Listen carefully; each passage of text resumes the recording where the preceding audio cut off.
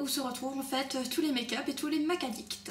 Bon, aujourd'hui on va aborder un sujet un peu moins conventionnel en fait, un sujet que je n'ai encore jamais abordé sur afleurdepeau.fr. C'est le sujet donc du budget qu'on accorde chaque mois ou chaque semaine en fait au make-up et à la beauté en général. Bon, en tout cas, ce que je vais vous apporter aujourd'hui donc comme connaissance entre guillemets, enfin comme astuce, c'est déjà tout simplement de maîtriser votre budget, d'acheter malin et comment dire, de ne pas trop vous laisser tenter. Donc voilà, il y a plusieurs astuces. On va aborder le premier volet, donc le premier volet qui est s'informer avant tout.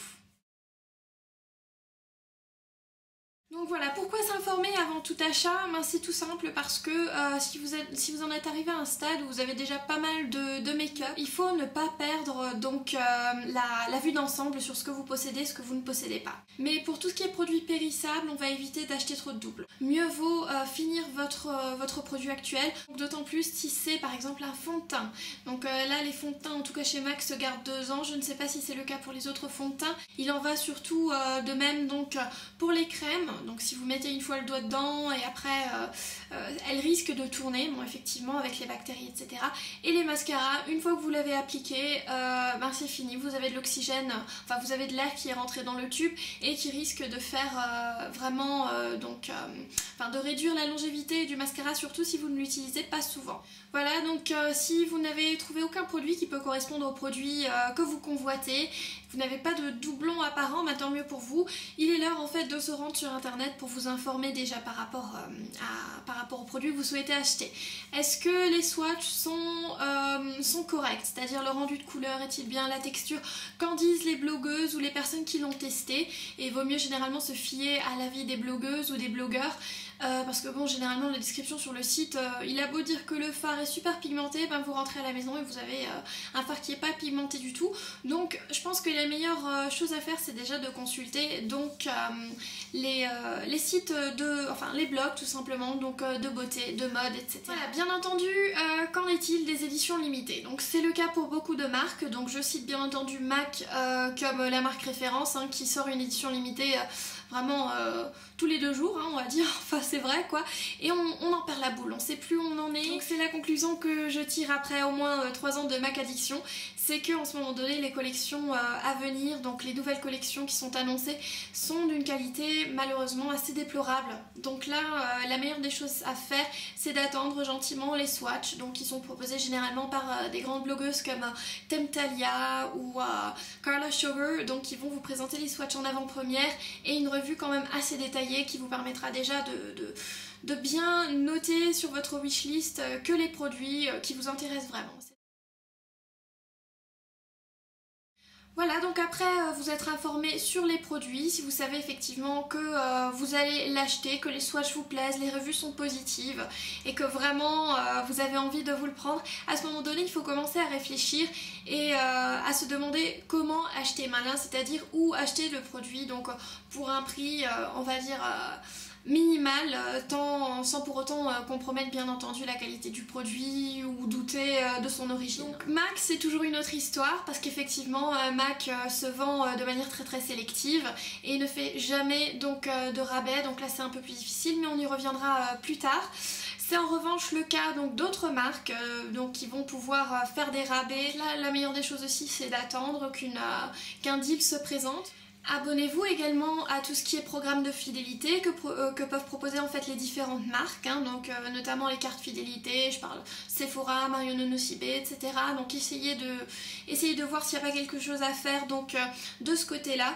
Et sinon donc une autre alternative qui peut vous paraître un peu risquée au premier abord mais qui je dois le dire a très bien marché pour moi, c'est de se procurer tout simplement le tout à l'étranger parce que comme vous le savez le cours du dollar étant assez bas en ce moment donné, on peut se procurer pas mal de choses aux États-Unis à une somme beaucoup moins élevée donc qu'on le ferait ici en France. Donc là vous avez plusieurs façons de faire, donc soit vous passez par eBay, donc c'est standard, là vous avez un système pour reconnaître donc les vendeurs qui sont qualifiés, ceux qui le sont moins, donc vous avez un petit badge donc qui va vous renseigner, je sais plus exactement l'intitulé, mais c'est un petit badge donc un cocard je crois qui va vous renseigner donc sur les top sellers, donc les top revendeurs, et en règle générale si vous achetez donc à ces revendeurs, c'est vraiment quasi sûr et certain que tout va bien se passer. Moi j'ai jamais eu aucun souci, donc voilà. Après au niveau des frais de port, et bien évidemment ça va vous coûter, mais en revanche ce sera toujours moins cher, donc je pense que de vous procurer les produits en France, d'autant plus que si vous achetez plusieurs produits chez le même revendeur, vous allez bien entendu avoir des rabais donc sur les frais de port. Voilà, donc ça c'est une alternative. On a eBay, on a d'autres sites donc spécialisés dans les cosmétiques, Beauty Bay, Azos aussi pour certains qui vont proposer des discounts. Vous allez avoir zaza.com, vous allez avoir je sais plus, il y en a tellement, mais de toute façon je vais vous mettre encore une liste donc bien recherchée au niveau de la barre d'infos et au niveau de l'article du blog, donc vous aurez tous les liens. Donc ça c'est une possibilité de passer donc par les grands revendeurs, ou alors bien entendu vous pouvez passer par les particuliers, donc soit vous avez une copine, un copain ou un papa ou une maman ou un oncle, une tante, bon j'en passe, hein, qui vont aux États-Unis. À ce moment donné, demandez-leur de vous ramener quelque chose, ça va toujours être beaucoup moins cher parce que là forcément il n'y a pas les frais de port. Et finalement si vous n'avez pas la chance en fait d'avoir un membre de la famille qui se rend aux States, et ben vous allez pouvoir contacter des personnes qui vivent aux States et qui vont faire un véritable business donc avec les Européens qui souhaitent se procurer donc des produits à prix moins élevé. Donc par exemple pour MAC, on va voir le groupe Mad About Mac. Je vous avais fait un article à ce sujet et je vais vous mettre bien entendu l'article dans la barre d'infos pour que vous puissiez relire tous les détails. Mais c'est en fait le genre de personne qui va donc vous procurer tous les produits que vous souhaitez. Par exemple cette personne en question, l'administratrice du groupe Mad About Mac, elle va pouvoir vous procurer absolument tout. Et après elle va vous l'envoyer, donc là effectivement elle met un peu sa commission dessus, ça c'est clair, mais on va dire que c'est toujours moins cher que ce que vous iriez débourser en fait en parfumerie ou je ne sais où, hein, donc ici en France. Donc voilà, c'est une option à considérer. Voilà, donc ensuite, si effectivement vous n'arrivez pas du tout à maîtriser votre budget make-up et qu'à un moment donné, vous n'arrivez pas non plus à vous informer sur les achats, à acheter malin, donc tous les trucs que je vous avais dit juste à l'instant, donc si ça effectivement ça marche pas trop parce que vous êtes plutôt une personne qui est coup de cœur, là c'est toujours bien d'avoir quelques astuces sous la main pour ne pas vivre au-dessus de ses moyens. Donc moi j'ai deux astuces et c'est des astuces que je pratique couramment, donc maintenant depuis assez longtemps. Donc ce que je vais faire c'est dès le premier jour de paye en fait, je vais virer toute une somme d'argent en fait sur un compte bloqué. Parce que si vous voulez, en fait, moi je fais mes comptes d'un côté, en fait, toutes les dépenses que je vais avoir donc au courant du mois. Celles-ci, généralement, elles sont fixes, hein, donc voilà. Et de l'autre côté, on va voir tout ce qui reste.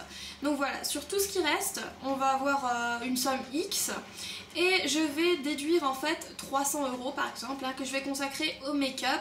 Donc c'est pas seulement le make-up, c'est le make-up, les cheveux, les petits plaisirs à côté, les macarons, parce que j'adore les macarons, et quoi d'autre, donc tout ce qui est fringues, hein, donc voilà, hein, si je fais une petite virée shopping, ça aussi, tout ça c'est compris dans les 300 €. Ce qui me reste en fait, une fois que j'ai retiré les 350 €, c'est que je vais tout verser sur un compte épargne. Donc là c'est un compte épargne logement tout simplement, qui effectivement servira à financer un logement, un de ces quatre, hein, une fois que je pourrai redéménager et m'acheter une belle petite maisonnette pour prendre enfin mon chien. Bref, donc voilà, cet argent il est sur ce compte épargne et vous ne pourrez plus y toucher, à moins bien sûr de faire les démarches auprès de votre banquier, etc. Et donc après, il vous reste plus que 300 €, advienne que pourra, donc pour votre budget make-up. Donc voilà, ça peut paraître une mesure un peu radicale, mais finalement non, c'est juste une mesure pour mettre de côté ce que de toute façon on avait prévu de mettre de côté. Donc voilà, c'est peut-être aussi finalement une astuce un peu bête, hein, ça peut vous paraître assez bête pour certaines, mais bon, on m'a demandé de vous expliquer en fait comment je fais pour maîtriser mon budget, donc voilà, ça c'est une chose que je fais. Et une autre chose qui me permet de maîtriser mon budget, de savoir exactement si j'ai les moyens ou pas de m'acheter je sais pas moi, le dernier mascara de chez Clinique ou un truc comme ça, à ce moment donné, ben, je vais utiliser mon iPhone, donc une application toute bête qui je pense coûte 1,99€ sur la App Store, donc je ne fais pas de pub, mais c'est juste vraiment une application que j'aime bien, donc je vais vous en faire part. C'est l'application Moneybook, donc qui se présente comme ça. Donc vous avez votre salaire de base et là vous avez exactement ce qui vous reste. Donc voilà, à chaque fois vous pouvez ajouter une nouvelle transaction et voir exactement. Donc voilà, on est d'accord, je n'ai pas 350 € dans le mois, c'est pas mon salaire de ce que je fais, de ce que je gagne tous les mois, c'est mon budget make-up. Hein. Donc là c'est juste pour calculer mon budget make-up. Voilà, et après, donc vous voyez tout le détail. Donc là j'ai acheté une plante à 15 €, j'ai acheté chez Ikea donc 20 € des trucs, des broutilles, donc voilà, j'utilise ça vraiment. 350 € c'est mon budget, pas seulement make-up, c'est tout mon budget en fait. Hein. Et en fait, ce qui est sympa, c'est que si vous tournez l'iPhone, vous verrez ici donc une répartition de toutes vos charges. Donc vous allez avoir ici, donc j'ai dépensé pas mal de trucs en make-up, pas mal de trucs en cheveux, donc voilà, ça vous permet de voir exactement où vous en êtes et des fois ça vous fait réaliser que vous êtes vraiment grave et qu'il faudrait arrêter et vraiment encore mieux s'informer qu'avant, parce que c'est vrai que c'est pas trop bien d'agir en coup de cœur. C'est vrai que des fois ça marche très bien, mais des fois on se retrouve aussi avec énormément de doublons. Donc voilà, ça c'était un peu mes astuces pour acheter malin, maîtriser son budget et pas trop se laisser tenter. Donc c'est clair que chacun a un peu sa façon de procéder, donc à ce niveau-ci. Donc ce qui m'intéresserait, c'est de savoir un peu comment vous faites pour maîtriser votre budget. Est-ce que c'est difficile pour vous? Est-ce que vous vous mettez en mode no buy par exemple? Donc c'est beaucoup, je sais que beaucoup de personnes font ça. Moi par exemple je ne pourrais pas. Soit je mets un minimum de budget, même si c'est que 50 €, mais il me faut ça parce que je sais que dès que je suis en mode no buy, à ce moment donné, ben, je vais avoir des coups de cœur sur tout. Donc voilà, comment faites-vous? C'est quelque chose qui m'intéresserait. Laissez-moi votre commentaire et dites-moi également ce que vous pensez de mes mesures. Est-ce que c'est trop radical? Est-ce que c'est pas assez poussé? Donc voilà, quelles sont vos astuces pour maîtriser votre budget make-up? Laissez-moi tous vos commentaires, ça me fait plaisir de vous lire et je vous dis à bientôt pour une nouvelle vidéo, un nouveau tutoriel, un nouvel article, un nouveau guide de vie, un nouveau guide spirituel sur afleurdepeau.fr. Je vous remercie d'avoir regardé cette vidéo. Si elle vous a plu, n'hésitez pas donc à vous abonner pour ne rater plus aucune vidéo. N'hésitez pas non plus à commenter, à la partager et bien sûr à vous rendre sur le www.afleurdepeau.fr pour encore plus de make-up, de revues et d'articles tout autour du thème de la beauté. Je vous remercie.